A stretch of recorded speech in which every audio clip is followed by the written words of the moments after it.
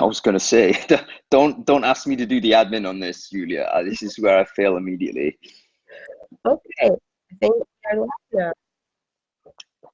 now. Hello, everyone. So let us know if you can hear and see us. Just say hello in the chat, or I mean, say whatever you want, guys. Really, just let us know if we're live and everything is okay.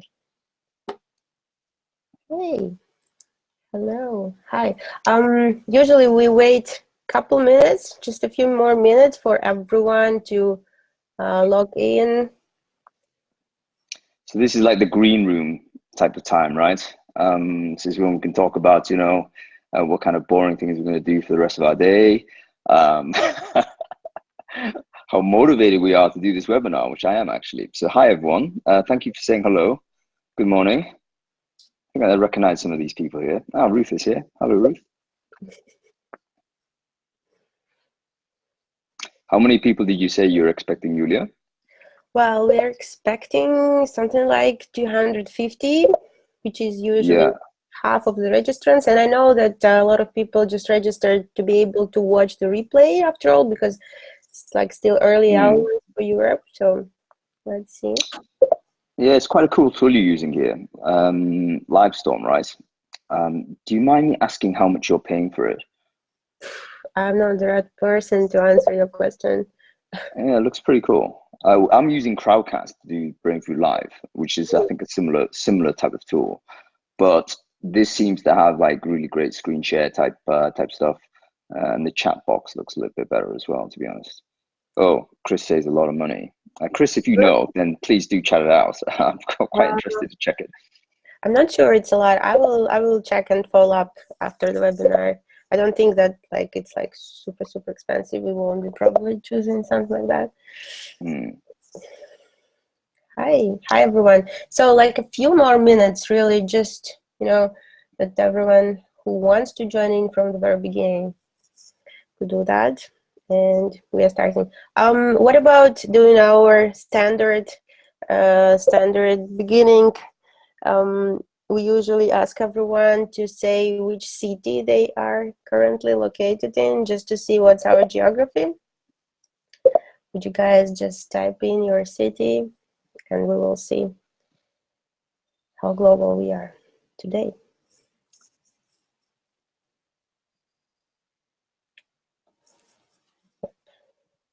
Okay, now the chat froze, I guess, because everyone is typing at the same time.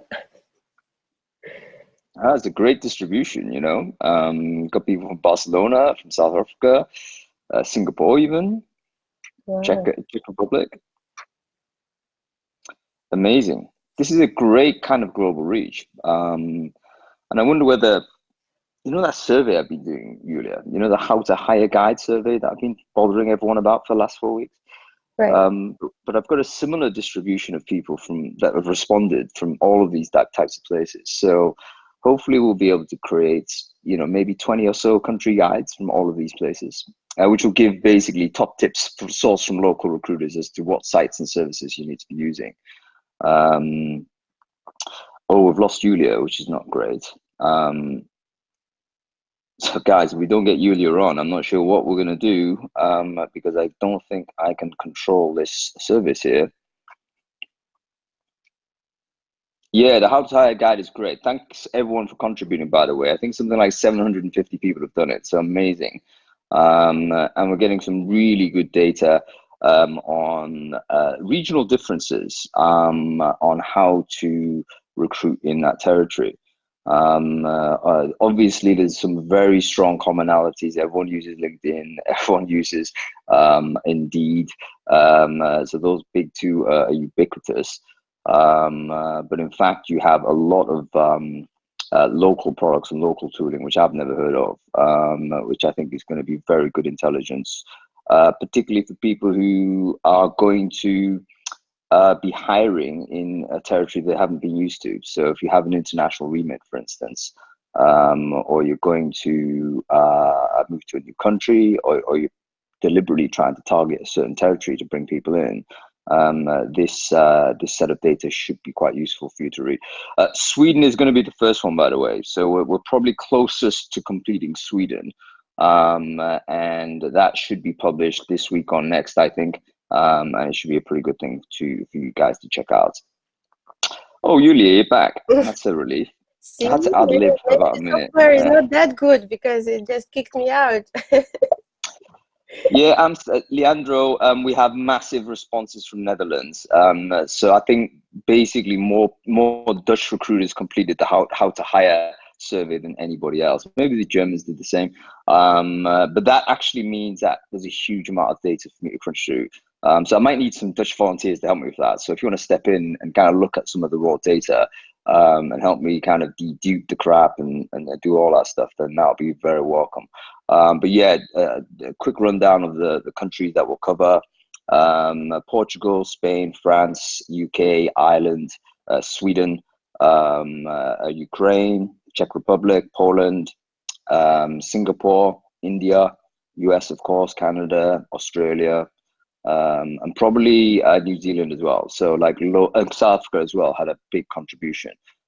So I think a lot of those territories will be able to produce some really cool guides for us to kind of share and use. Oh, Belgium as well, Joe. You'd be pleased to know enough people in Belgium completed the How to Hire guide there. Oh, all right, Julia, I'm kind of ad-libbing here. So let me know when you want to actually ask questions, and we'll crack on. Yeah. Okay, so we are about to start, guys. Thank you, everyone. I think everyone who wanted already connected, and anyway, you can always watch the replay. So guys, we are really happy today because we are joined by Han Lee, and probably you are also fans of Han Lee. I'm really your fan, Han, and thank you so much. I'm really looking forward to this Sunday blast to get the brain food. So we have a small slide about Han Lee. Pretty much, I think everyone knows who you are. The creator and the curator of the Brain Food, the CEO of WorkShape, a speaker, thought leader. Maybe if you have anything else to add about you, which we do not know yet, that would be cool. You probably know it all. I'm quite keen to move on this slide because we're not here really to talk about me. But yeah, I mean, I'm working in recruiting. I've been doing it for the last 20 years or so. So I used to work as an agency guy. Used to be an in-house guy. Then I set up a tech recruiting company. Now I'm running a media business now with Brainfood. But yeah, I've kind of always been in the recruiting space and typically always trying to recruit technical people as well. So I'm happy to share what I know about that, and hopefully some of the people in the audience can also share their inputs as well throughout the course of this talk. Yeah, absolutely. So our idea was to create an interactive webinar. So we've prepared our questions. I'll be asking him questions, but you guys also have an opportunity to ask him questions.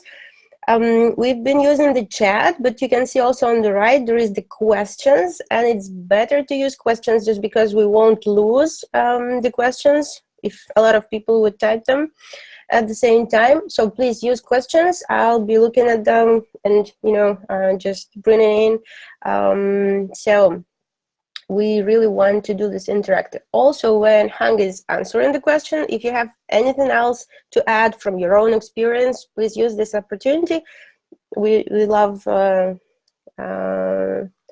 this effect of the crowd. If we have a lot of interesting tips and ideas, we would definitely post a blog with like all of the ideas that we've managed to gather. Okay, so let's go to the next slide. We would have 3 parts today. We will ask Hank questions about his sourcing methods. We would ask him for tips and tricks for successful communication with tech candidates, and then the face palms or some fails that Hank would be willing to share with us today. Okay, so sourcing. Well, that's one of the most interesting questions that you probably see every day if you subscribe to Facebook or LinkedIn groups. People are asking, so what do you think? So what is this best place where you need to source tech talents? You know what? There's an obvious answer, and the obvious answers are always wrong. Right. Because as soon as a product becomes obvious, then everyone jumps on it, and that then converts that site to be less than valuable.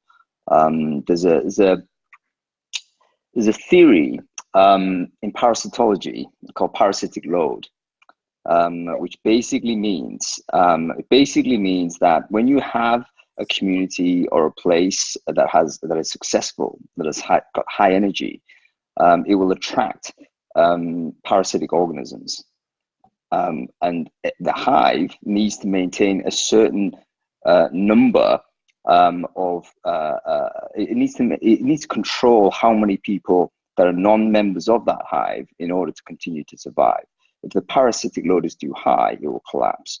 So an example of where a platform which formerly was useful but is less useful for hiring tech people would be LinkedIn, let's say. 10 years ago, fantastic place to find people. It becomes suddenly overwhelmed by recruiters, and then suddenly it becomes less than valuable. So that's the same rule when people ask the question, where is the location where you find tech candidates? You know what? It isn't really about location. The information is kind of available in multiple places. It's really about how you start thinking about interacting with these folks in a way that is not intrusive and not annoying to them. Okay, people might want to know, hey, listen, but give me a website that I can check out, right? I'm just going to draw on the information that I've captured from the How to Hire Guide, because they are people that actually know a hell of a lot more about tech sourcing than I do. And the common things people talk about is LinkedIn is great for identifying candidates because it's got the biggest database, but it's terrible for messaging them on there. So sometimes we need to figure out, maybe you need to do two things on different platforms. In other words, you need to ID the person in a place where you can find the data, but perhaps you need to then think about messaging them in a different place. You have the same thing goes with any platform that's easily searchable. The rule of thumb is if you have a database of people, and that product allows you to search it, straight away I can tell you don't want to message from that place, because everyone else is messaging that person. Search it to extract the data and then find another place to connect with them. Of course, amazing hiring is up there, and I'm not saying that just because you've invited me on, Yulia, but it was mentioned multiple times by recruiters in lots of different countries. So you guys have done a brilliant job in elevating your profile. But as an aggregating service, I think it's one of the best out there, particularly when you're focusing on tech. You'd be surprised how many tech recruiters have mentioned GitHub. Now, the reason why I say that's surprising, because it's now become very much default and mainstream now. Again, 5 years ago, GitHub was really a place really sophisticated tech recruiters might go to, but now I think it's become a default. But the same thing will occur on Git as has occurred on LinkedIn, and has already occurred probably on Stack Overflow. Recruiters will overwhelm it. There'll be too much messaging going on, and the developers will withdraw. So the rule of thumb in answering this question is, look, the data is out there. There's huge amounts of it. What you need to do is pull it all out of the system that you found it in, and then figure out a better way to connect with them, rather than just use this tooling or the services that they provided for you. So yeah. Absolutely, that's a great answer. And the instruments are helpful, of course, but then the communication is always the key, right? So like from our side, we just want people actually to spend less time on sourcing, to give them the opportunity to engage and to do more meaningful things. Okay, so let's move on. The second question was, what do you have to pay attention to when you evaluate a candidate? I guess meaning like when we look at his profile in LinkedIn or in GitHub or in Stack Overflow or in an aggregator, what are those main things for a tech candidate that you like scan and what attracts your eye? You know what? I'm not going to give a straight answer to this question either, Julia, and I beg your pardon on this. But I really think a big part of the problem in our tech talent shortage, so to speak, is that we're a little bit not placing the assessment in the right place in the funnel. In other words, we front load too much of the assessment. We're trying to work out whether this person is a great developer for our business or our client, but we really don't have the chops to do that. We are great recruiters, we're great finders of people, we should be great communicators, but we're not developers. And we need to sort of accept that we're not really have the ability to do in-depth evaluation of this person. There was actually a post on LinkedIn, I think earlier today, about a guy, I think he was a head of engineering at Netflix. And he actually posted something to say about a guy that he had previously rejected as being not strong enough, using his words. So a tech person interviewed this other tech person and said, that person's not strong enough. The rejected candidate, of course, goes on to head up Amazon Prime. Their head of engineering becomes one of these superstar engineers and one of the superstars of the tech industry. And the reason why the guy on Netflix wrote the post is because, look, I need to hold my hands up and say, I am not able to efficiently evaluate a technical person. This is a tech guy saying this. Right. So why are we as recruiters thinking we can do that? We can't. We're only trying to pick out signals as to who is good or bad. We need to be very generous with this, is my attitude to do it. I would have a very weak filter at the beginning. What you want to do is you want to have multiple contacts with as many people in that space as possible. And then as you have those conversations, your learning will evolve over time as to who is the better fit. And you want to rapidly get interaction with your hiring manager, your customer, to try and help you through that process.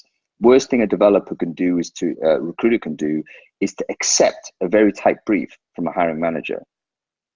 That's the worst thing you can do. I spoke to a young lady yesterday who's asking me about, I'm really desperate. I need to find these developers. You can see on the call I had with her, the video call I had with her, how much pressure she was on. Right? She was getting crushed by the hiring manager saying, where are the candidates? Where are the CVs? And my first thought was, you know what?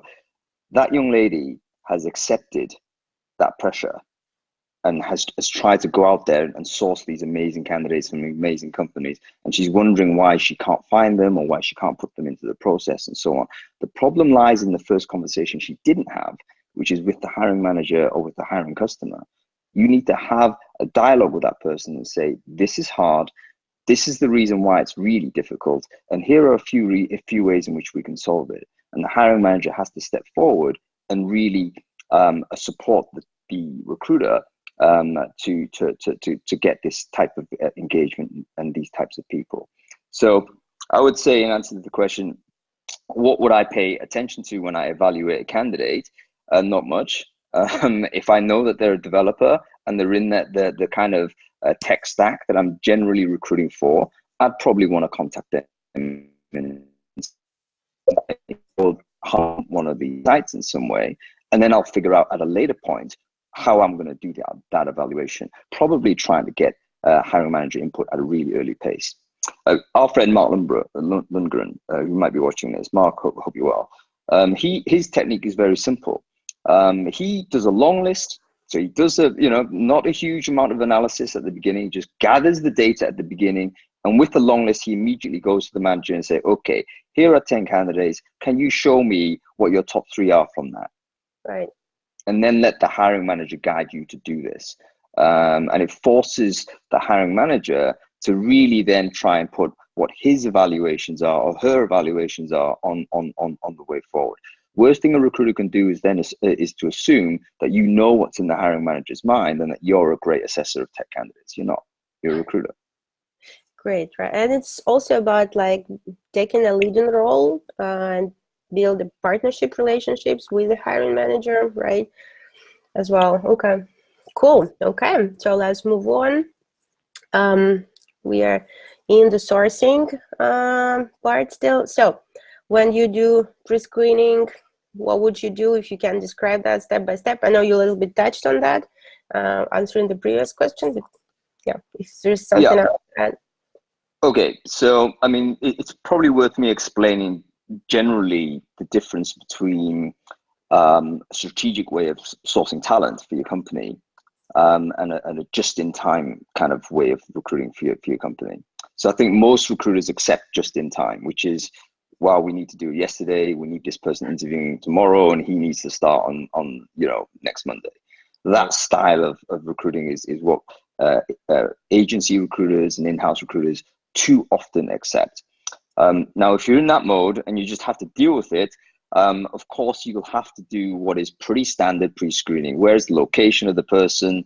Does this person have the required years experience to pass the eye test? Is this person working for a prestige company, etc.? All of the bullshit biases that might help me do the just-in-time thing. But am I doing a great job in hiring for that company? No. Am I going to succeed in delivering against that role? Maybe 1 out of every 5. But over the long term, you're going to fail. The way in which you have to really recruit, especially the highly skilled in demand, remember these people are already overwhelmed by recruitment messaging. They're already fairly hostile to recruitment generally. You don't need to go too far to figure that out. People are welcome right now to just type in "no recruiters, please" into LinkedIn. Do it now, and you'll see pages and pages and pages and pages. Software engineers literally graffitiing their profiles, telling them, "Please don't contact me here." So just in time creates that experience. And I know there's a lot of people saying, "Hey, here's a great line. Here's a great opener. Here's a great trick to try and get your way through." But really, you're going to create a lot of turbulence just to get that one hire in. And recruiters often don't see the damage that they may be doing when they send 100 messages out and they get one response. The 99 people that you might just end up pissing off isn't going to help your business at the end of the day.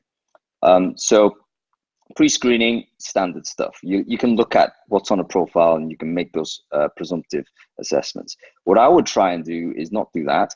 I would simply accept, is this a potential hireable candidate at some point? That's a very, very weak filter. And I would just try and get connected with that person in some way. If you're a tech recruiter now, the chances are you're going to stay in tech recruitment. There's not many recruiters I know start in tech and then end up working in sales or end up working, blue collar recruitment or hiring nurses or anything of that type. You typically, once you're in, you're in.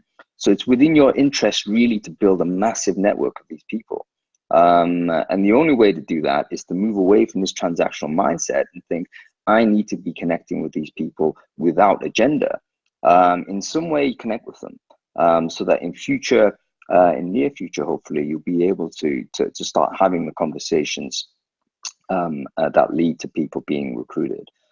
So yeah, if you're just in time, you're going to use some basic stuff that every recruiter does. There's no magic to that. But really, you need to move away from that and be a lot more strategic about audience building and building kind of your network value, is the term. Right, and your brand as well. I've heard a couple of times you're speaking on the brand, personal brand, and how to develop that. I think that's really brilliant, and yeah, that's about building your image and growing the network. That's really a key to success within the tech community. However, it is up. Go ahead. Yeah. However, that's like one side in this profession. But speaking about the knowledge and the hard skills, and that's the next question. So, like, how much actually should we know? Should recruiters know about the tech and IT? You've said that like we are recruiters, we're not developers. But well, where is this ends? And like maybe if you have any advice on where to like what's the best place to grow this knowledge?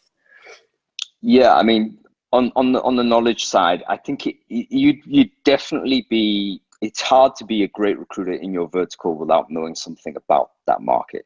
So I don't think it's like you should, here's a baseline, otherwise don't do it. You should really be embracing this industry. And technology is so fascinating because the entire world is obviously becoming increasingly digitized. How can you not be interested in this? So yes, I think you need to have a depth of knowledge in here. You don't want to pretend to be a developer or pretend to know too many things. I don't think that's the requirement. But yeah, you need to know how the internet works. You need to know how an app is built. You need to know the difference between different programming paradigms, let's say. And you need to know how developers work. Those things, I think, software can actually teach us a lot in recruitment. You know, one of the talks I've given previously is what recruiters can actually learn from software engineering, particularly when it comes down to designing a scalable process and designing a scalable system. And so I think if you are curious about your profession, and you're not just doing a job, you'll naturally get immersed in all of this. The people that don't do that, I think, will get washed out, I think, with tech recruitment pretty quickly, because it is one of those industries, in recruitment in particular, where it can rapidly become intimidating if you don't kind of know what you're doing. It's not something I think a generalist can easily drop into, because it's not obvious what a lot of these people are doing. So yeah, you should do. Simon has mentioned Glossary Tech is a great start. I absolutely agree. Check out Glossary Tech. I'm on Hacker News all the time. That's a great source as a developer, or just get on there and start reading some of that stuff. It's not recruitment centric, but it'll teach you a little bit about what developers themselves care about. And that helps you with mindset, helps you with thinking and all that type of stuff. So Would you yeah. also recommend like going to some meetups, specialized meetups for example, like you're recruiting data scientists? Would you go to some specific data science meetup to actually meet with people, or that would be too much, kind of, you know? I think you have to respect the rules of the community, because as much as we like to talk about inclusion, when someone sets up a data science conference, they're probably not particularly keen to include data science recruiters, right? Because they're a little bit fearful of them kind of overly selling opportunities and disrupting the experience for people who are there to learn about data science. So my view of it is, if you should definitely go if you want to learn about the topic. But don't go thinking, oh, here's a great way to harvest a couple of candidates. It probably is, but that needs to be kind of an addendum to what you're doing. It shouldn't be the primary purpose. Your guiding star when you're going to an event should be to learn from it rather than to extract value, rather than to get candidates from it, really. Okay, so I think we are about to take a few questions from our webinar participants. So Danielle is asking, how would you evaluate the culture fit of the tech candidates to know that they will fit your company? Do you have any advice on testing the soft skills of the person? Any tools, frameworks, techniques? So tough. That is so tough. I think the cultural fit assessment will come in two waves. And unfortunately, here's where we might to our predicted biases from our hiring managers as to what it's going to be. So I think the tech stack is important. Even though a lot of employers will tell you, hey, we're language agnostic, bring in this, that, and the other. As recruiters, you also need to think, okay, that's our stated policy, that's our rhetoric. However, let's also understand that if people are using different tools and different technologies in their current role, there probably is going to be some sort of behavioral change that they're needing, that we're going to have to get them to do in order for them to be effective in our business. And is that something we can do, smoothly facilitate as a recruiter? So what is the technology stack? You kind of got to get about 75% of the way there, I would say. The next way to do cultural fit really is to get the tech assessors or the people who'll be working with this person as closely involved in the recruitment experience as possible. And ideally, you want to do that without them being in a funnel type of method, if that makes any sense. So one of the things that is very useful to try and do is to try and have conversations with potential candidates and also your hiring team without necessarily it being a recruitment centric. So remember that being in a pipeline is quite a high stress sense for both the candidates and for the stakeholders in there. Very few engineers like to go and do more interviewing as a candidate or as assessors. It's like, I want to just get on with my job. And we are people going in there and saying, oh, let's get involved in this. Already high stress. What you want to try and do, if it's possible, is to get involved, get the conversations going between those two parties without necessarily having a recruitment agenda at that point, even though there's a recruitment subtext. So I guess what I'm trying to say is you want to try and invite them into for office drinks or something. You want to sort of do something in a team building exercise that you often have. Maybe you have a +1 idea. So one idea I think is totally underused. If you're in a tech company, quite often you'll have some sort of team event at some stage in order to, hey, let's just relax and chill out. Well, why don't you just ask all the developers, say, look, on this week, we're going to do a +1. So in other words, you invite someone else that's a +1 outside of the industry to come and join us. No recruitment going on. We're just going to have chats and get to know each other a bit better. That's it. Then you can start seeing people in their more natural environment and start figuring out, oh, here's a cultural fit problem, because a lot of people say we don't like this person. Okay, I get it. So very difficult to do with a test. Very difficult to do over the phone. Very difficult to do even by interview. Let's not forget that all assessments are really abstractions on what you actually need this person to do. So an abstraction is like it's a model. It's something that you test. You're trying to find a signal, but it doesn't necessarily represent how well this person potentially can perform. So for instance, we've structured the traditional recruitment funnel. Actually has a lot of features which might be very difficult for a technical candidate to successfully navigate. We know that if you're working on code and you're doing a technical job, it may be that having an interview is a super high stress experience for you. You're not a sales guy, you're not a massive extrovert. So we're asking this person to do a super stressful thing, and then we're going to try and figure out whether the cultural fit is there. That's not going to work.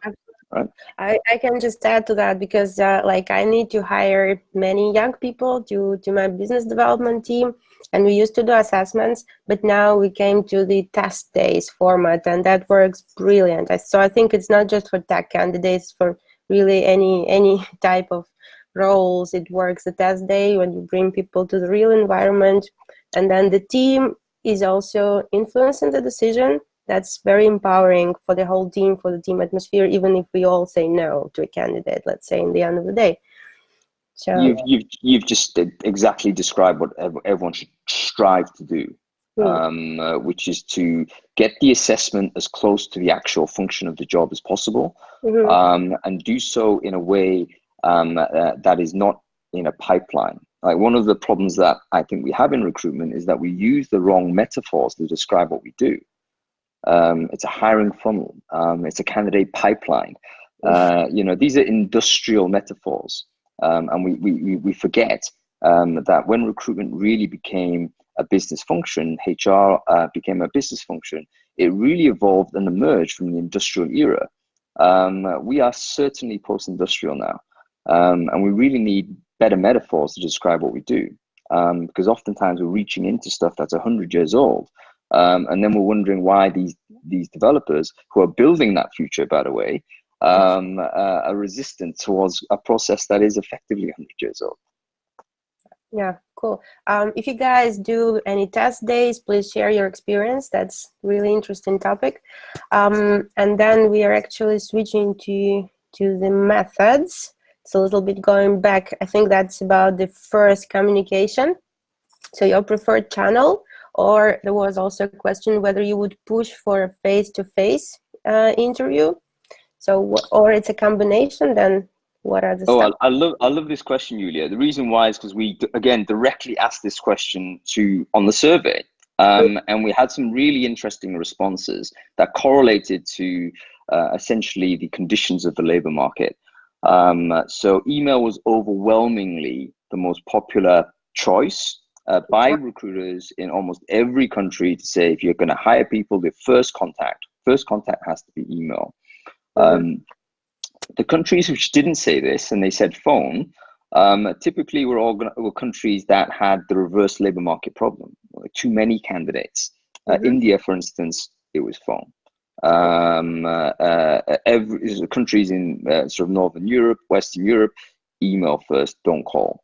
And generally speaking, I think the reason why this is important is because people are very resistant to interrupts and unscheduled type of communication.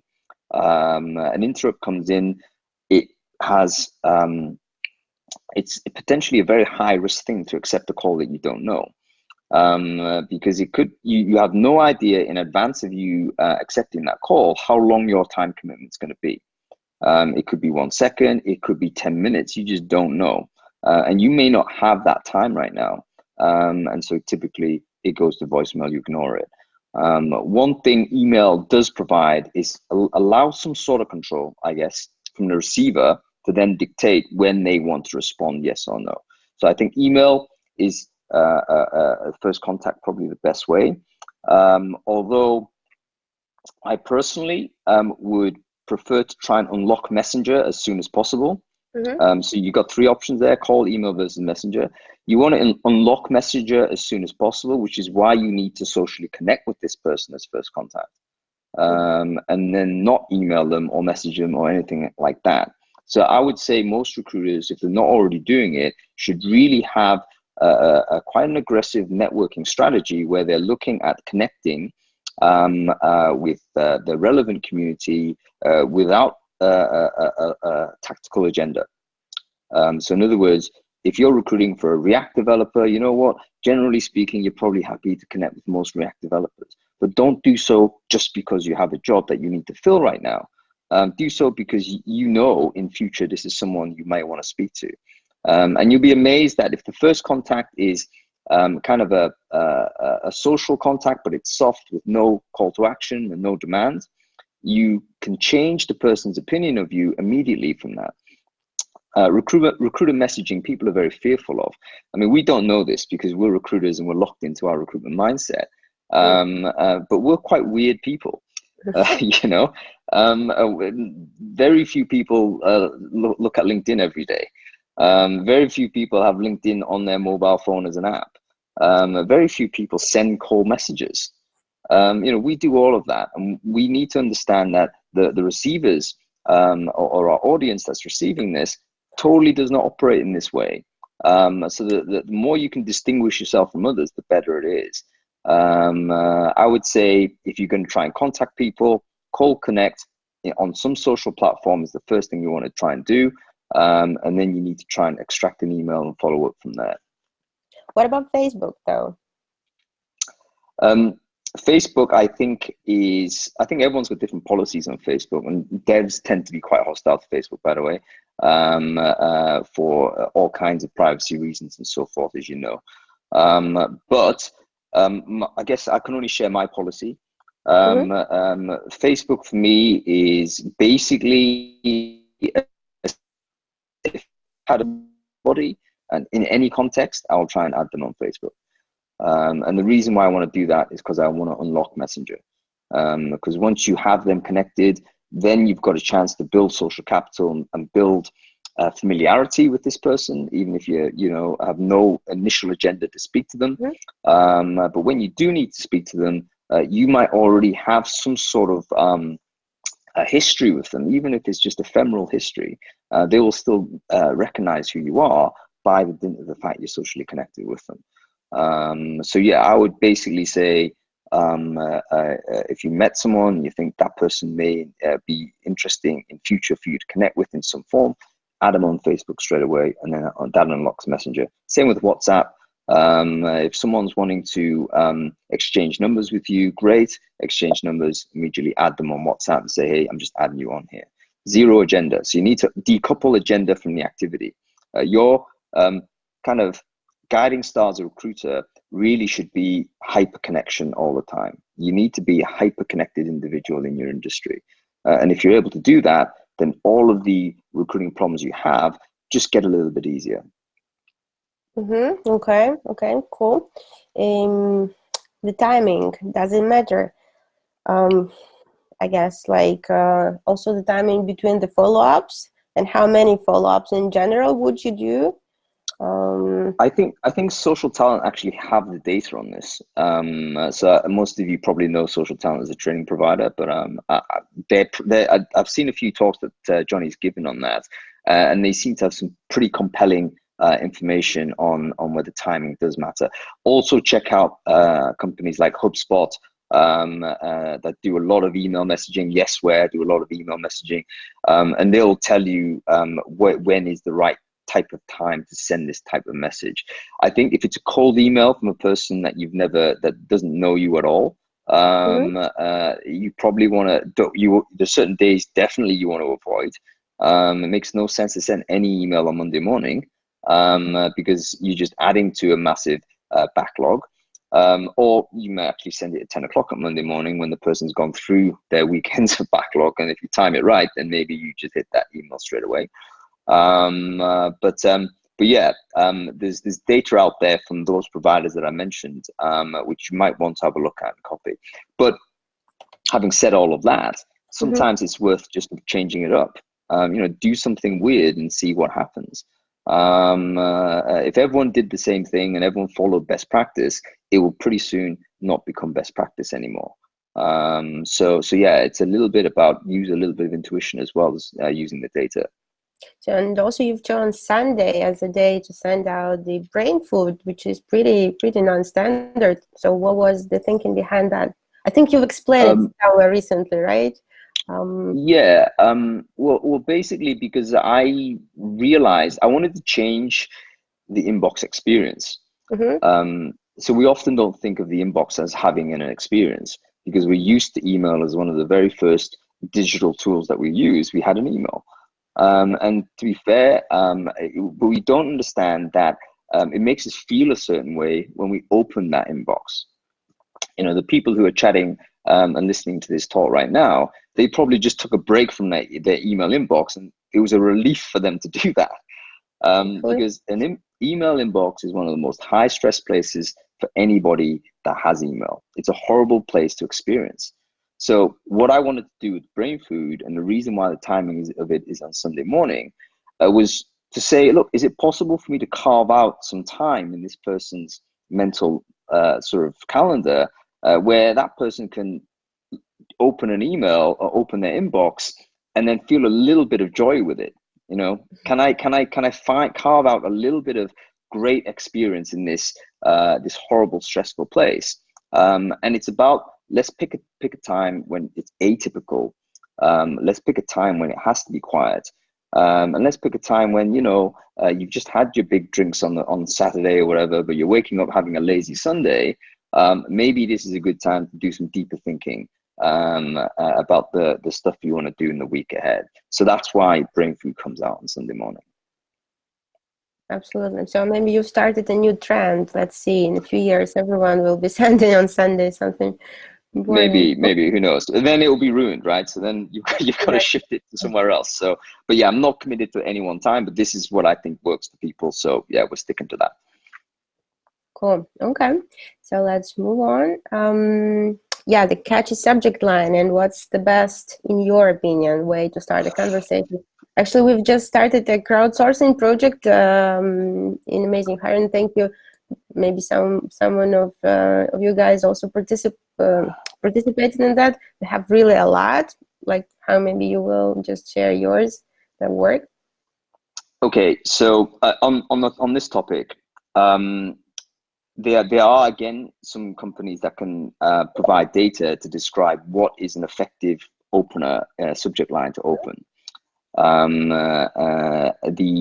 The caveat I will put to that is that you have to be honest with it, because sometimes when you trigger an open, but you've misled or you've misrepresented what the cause of that message is, it can be a very negative experience. Even though you get an open rate, you will not necessarily create the sort of a start of a conversation that can help you deliver this as a candidate. A quick idea on basic conversational theory, right?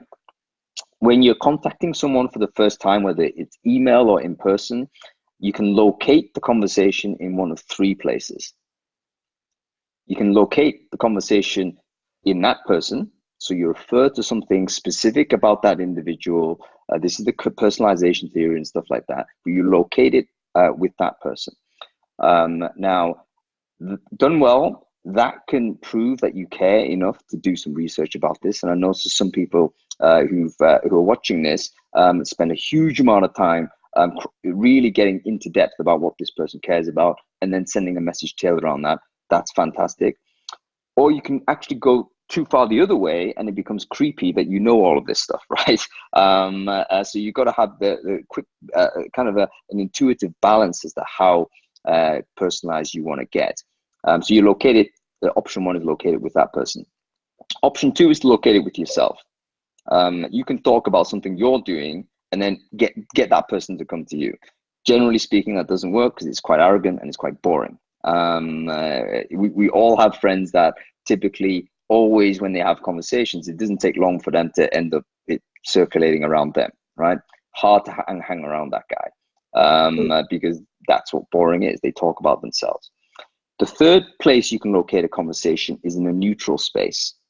So a space that doesn't belong to you, doesn't belong to me, but it belongs to a place where both of us can enter with equity and with mutual interest. So you're talking about doing a crowdsourced survey. That's a good example of a neutral place. Maybe you're creating something that everyone can share and everyone's happy to share. Great, get involved in that. The survey that I was doing, how to hire guides, that's a neutral space. I'm not selling anything to anybody. I'm just saying, hey, listen, wouldn't it be great if we all shared knowledge about what local recruitment conditions are in every country on the planet? Yeah, great idea, right? So sometimes if you think about locating that conversation in a third space, that's when you can unlock a lot of conversations that previously you would not be able to get, especially as most recruiters will default to invading your space, right? So you're hyper-personalizing that email. That's great. Probably everyone is hyper-personalizing also. Probably how is that person going to pick that out from the 20 messages in their inbox?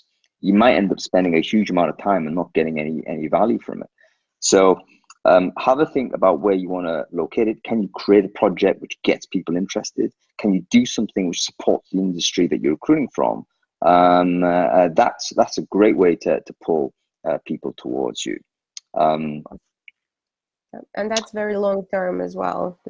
Yeah, it's strategic. It's if you want to win the long game. So I would say all of what I'm saying over the last half hour or so, if you're in this game for a year, then you disregard every word I've just said.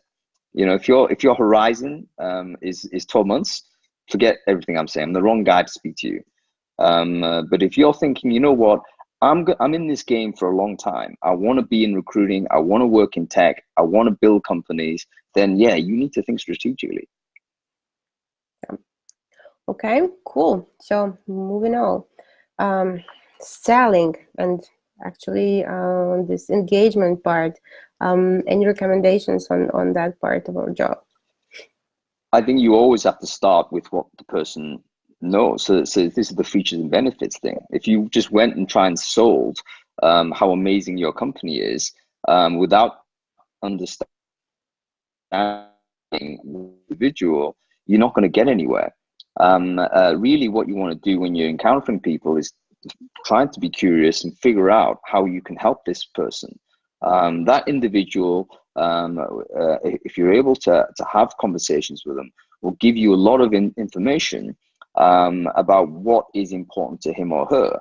And from that's when you can start building a story around your proposition, if in fact your proposition does meet those needs. So it isn't a case of saying, hey, listen, we are working with the latest frameworks. We've got a flat hierarchy. We're a rocket ship. We're doing all of this type of stuff.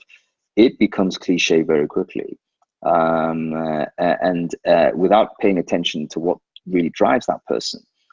So I think the key to selling anything is really to ask questions about, look, if you were to think about the next opportunity, what does that need to look like for you?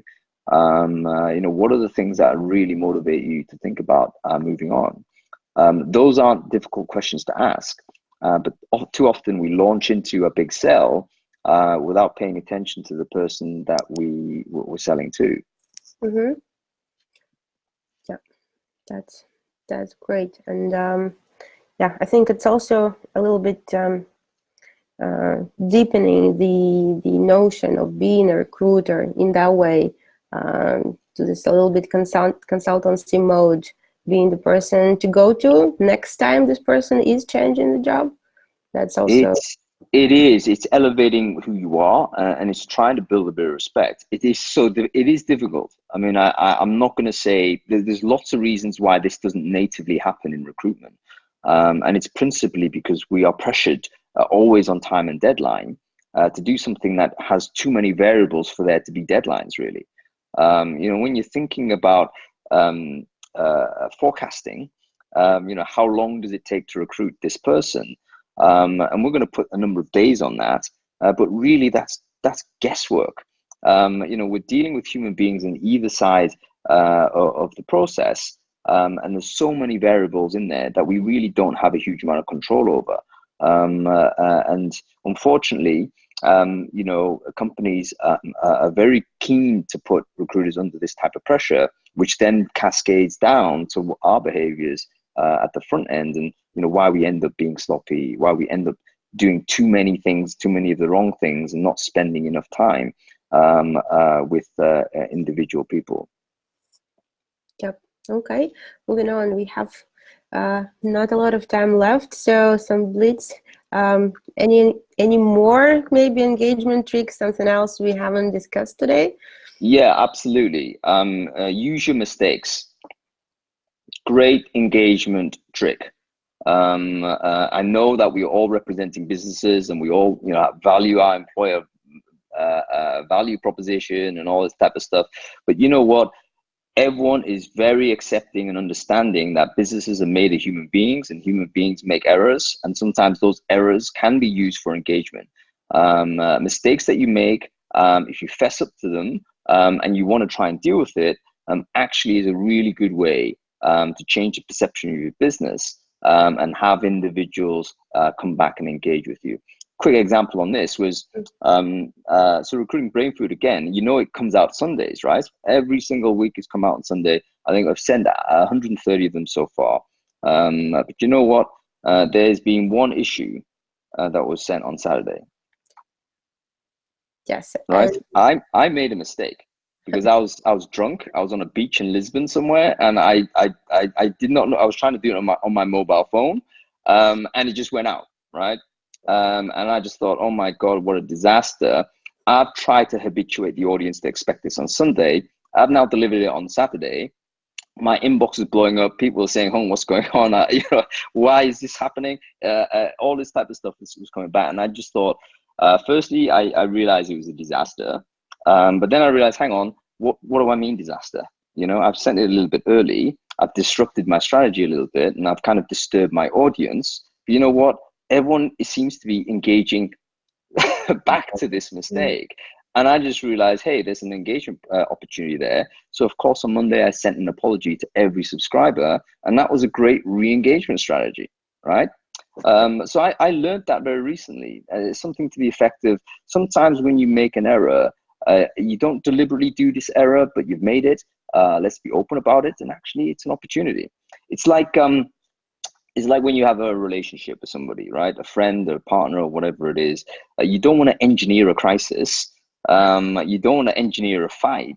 But you know what? You're gonna have that fight. The worst thing you can do is ignore it and just carry on as if everything was normal. What you want to do is to think, right, we've had this fight. Let's try and figure this out, and can we learn from this? And suddenly you might find that the relationship gets stronger as a result. So an engagement trick you want to use, definitely fess up to your mistakes and make the most of them. Awesome. And that's the beauty of human relationships, right? That we are not robots. Okay, and I guess the follow-up, okay, yeah. So the follow-up, any tricks on that? Yeah, quick one. Give options. I credit Stan Vasovic for this. His messaging, he's a sales guy, but his messaging is excellent. Too many times recruiters just demand a yes, no. Are you interested in this job? Yes, no. Look, I get it that you want to try and get to the relevant people or the people who are active straight away. But it could well be that your attempt to force them into a yes, no decision is happening too early in the process.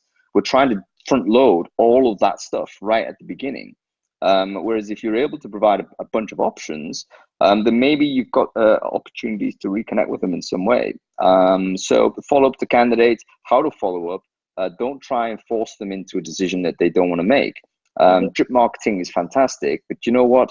The policy of trying to say, okay, let's just schedule 8 emails before the guy absolutely says no, that's a terrible way. It's an abuse, if you like, of that person's inbox. Give the person options. If the individual, for instance, isn't ready to move to your job right away, great. We'll say, hey, listen, I've got this.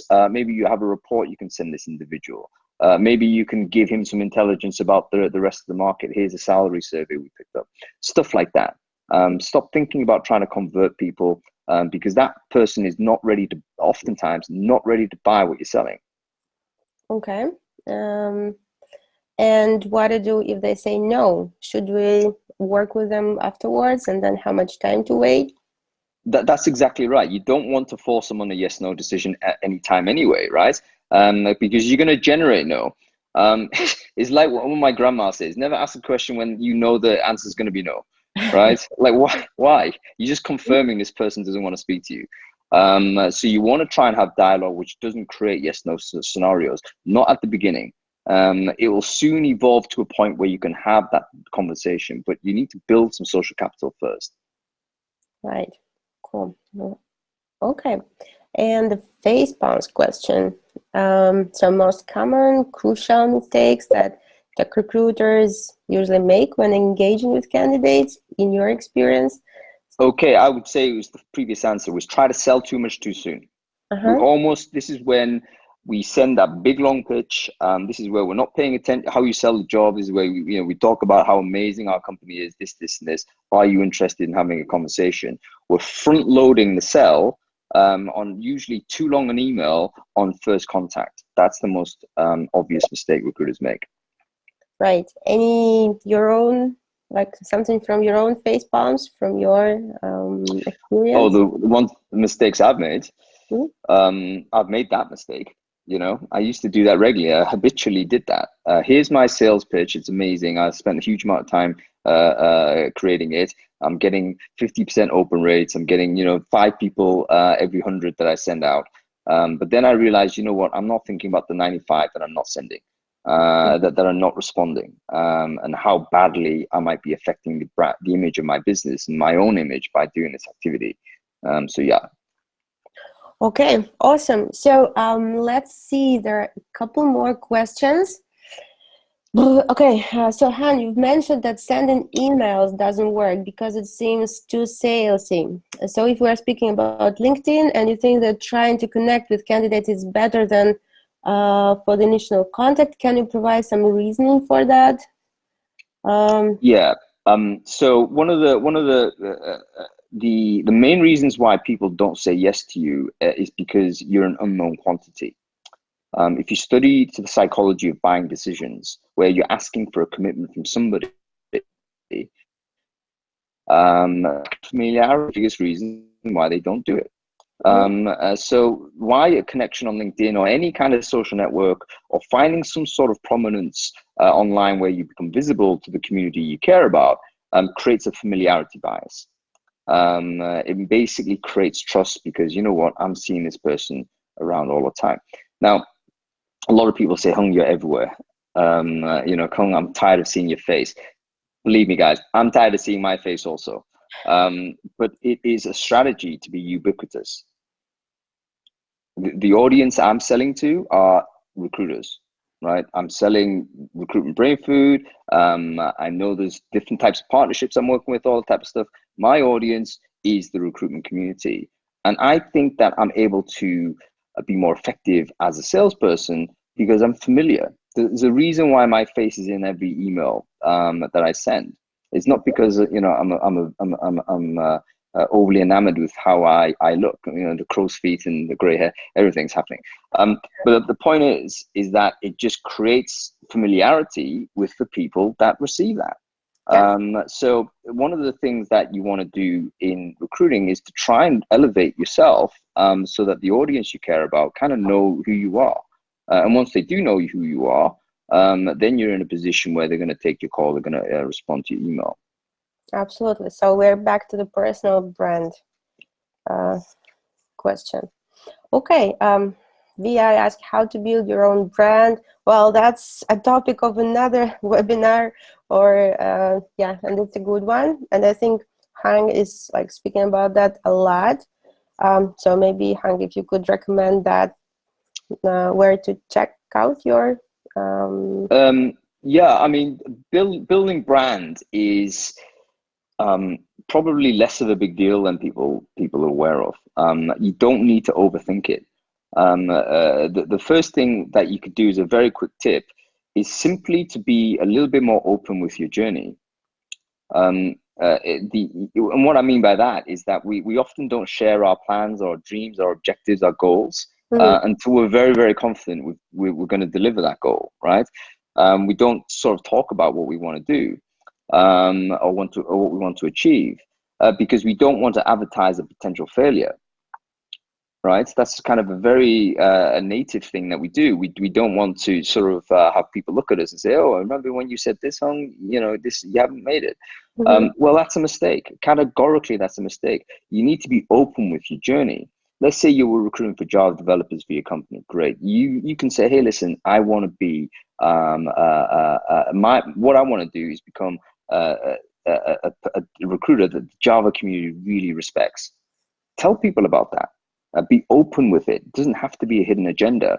And once you start being a little bit more open with yourself and default to being public rather than default to being private, then suddenly you'll realize that brand, quote unquote, is starting to build around that. Because people are simply going to realize, oh, yeah, that person's doing something. That's cool. Okay, maybe one or two last questions because we're running over an hour. So if a company doesn't have a good recruitment process, would you still work with them?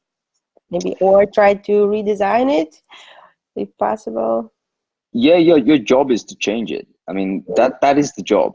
We need to get away from the psychology of that we are CV fillers. That we're just gonna be the person that acquires a bunch of candidates and stuff them into a process. The job of recruitment, in my opinion, whether you're agency or in-house, actually, is to engineer it, re-engineer it, redesign it so it's more efficient for that organization to operate.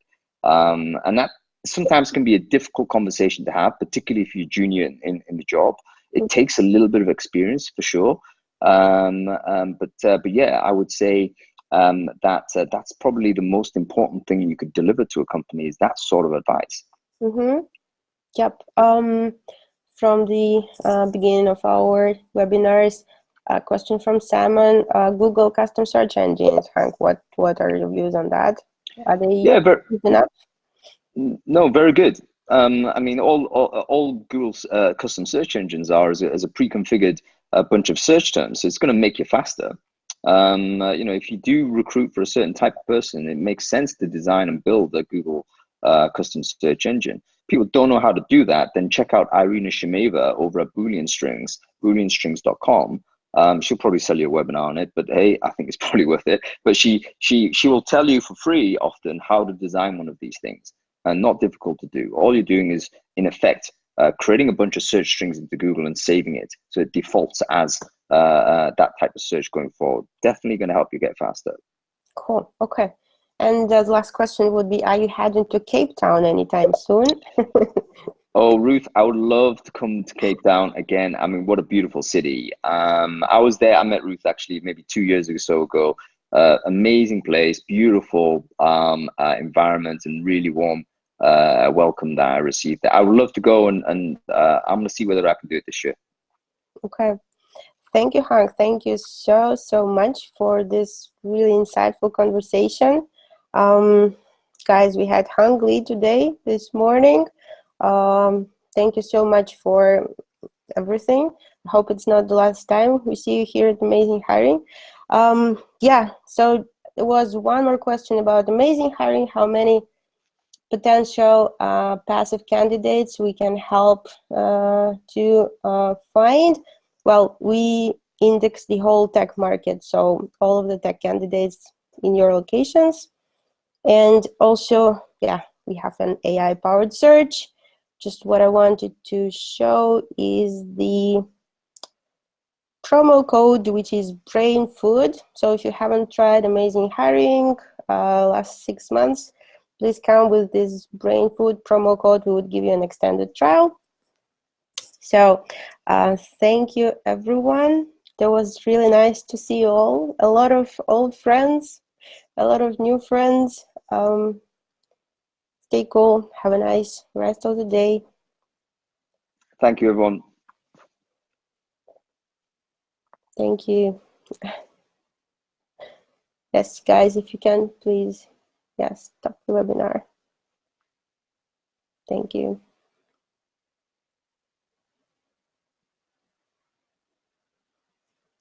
Is this like behind the scenes now, Julia? Yeah. So yeah. you Now know, it's like, we're oh, the